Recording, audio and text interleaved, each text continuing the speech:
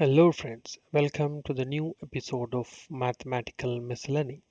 In this episode, we will have two topics. In the first topic, we will see few interesting known and unknown facts of famous English mathematician G.H. Hardy. And in the second topic, we will see his six funny unfulfilled wishes. G.H. Hardy. So, who is the famous English mathematician? Survived between 1877 to 1947, and he wasn't always so philosophical about his work. Growing up in late 19th century England, he found that he liked mathematics simply because he was better at it than his peers. When he won a scholarship to study math at Cambridge University, his interest in mathematics quickly waned, but just as he was turning 20, he found a professor who brought math alive again for him. Hardy was finally hooked to mathematics for his lifetime.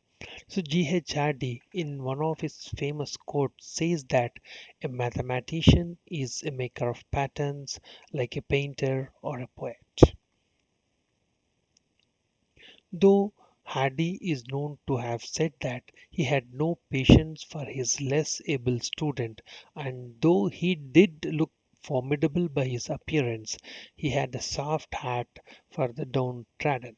His grandparents on both sides were poor, and his parents were unable to afford university for themselves, but they had educated themselves and became teachers. There was a strong emphasis on education and academics in his home, and that stayed with him. He did not grow up in a home that was wealthy monetarily. I mention this because though his pictures of him can make him look quite hearty, he is not as he looks. Hardy was an accomplished scholar in his own right, but one of the events that dominated his legacy was his mentorship of Srinivasa Ramanujan, a self-taught prodigy from India. It was Hardy, whose heart was open to the downtrodden, who discovered Ramanujan, a man with natural mathematical brilliance but without formal training. Ramanujan's insights, both penetrating and prolific, stand apart among the mathematicians, and it was Hardy who gave a shape and liberty to this creative mind. Though Hardy is mathematician, it is ironic that he is perhaps most widely known for a discovery about population genetics, a theorem that he and Wilhelm Weinberg, a German gynecologist obstetrician who lived between 1862 and 1937, they independently proved that which is called Hardy-Weinberg principle. Okay, the Hardy-Weinberg principle, it states that genetic variation in a population will remain constant from one generation to the next in the absence of disturbing factors. Every person who studies genetics should have heard of Hardy-Weinberg law and of Hardy-Weinberg equilibrium. Nearly all biology textbooks teach that G.H. Hardy played a seminal role in founding population genetics, but most biologists don't realize that Hardy's total contribution to biology consisted of a single one-page letter to the editor in Science. I add the snippet of that paper here. This is the only thing which he contributed to the science of genetics. Ha, Hardy was a stereotypical English mathematician of the early 20th century. He lived a gentlemanly life of teaching and research at both Cambridge and Oxford, and his eccentricities were well chronicled. He grew up as an atheist. Hardy always referred to God as his personal enemy. Hardy exhibited his disbelief in very odd ways. For example, he refused to enter any religious building. Well-renowned Hungarian-American mathematician George Polya, who lived between 1887 and 19 1885, he recollects that whenever he and Hardy walked past a church, Hardy would be sure that Polya was between him and the building. Though he did not believe in God, he somehow believed that God was out there to get him, which led to some interesting tactics on Hardy's part. If there is anything that rivaled mathematics for Hardy's affection, it was the game of cricket. Therefore, when he was heading to a game, he feared that God would make it rain and spoil his joy.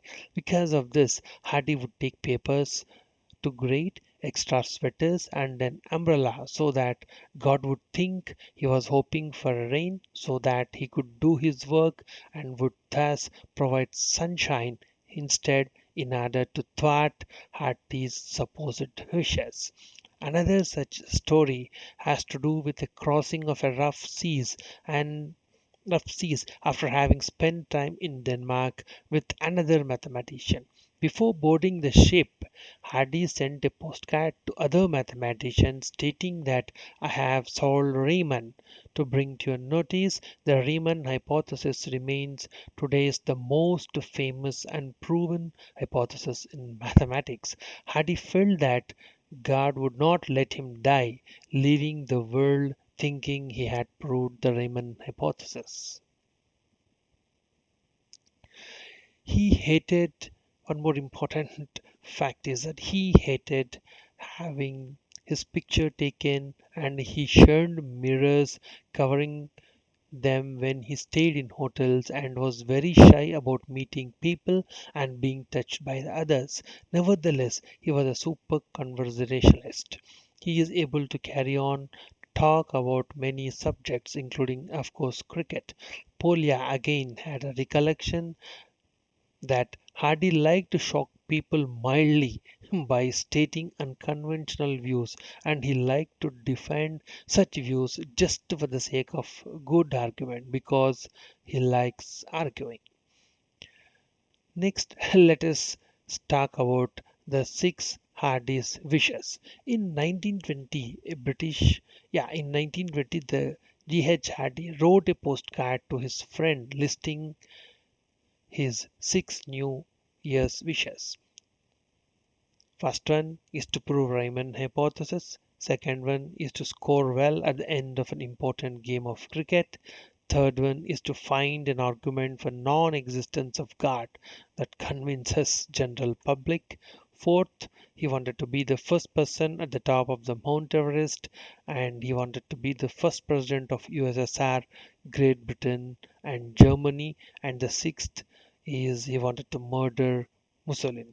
Unfortunately, all his wishes remained wishes.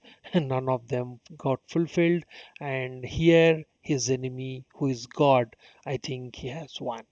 On that note, I will end this episode of Mathematical Miscellany. I hope that you liked it. If you want to have more interesting facts like this and funny stuff like this in the areas of mathematics or science, so please subscribe to my channel and also please like it, share it, and comment if you are interested in this topic.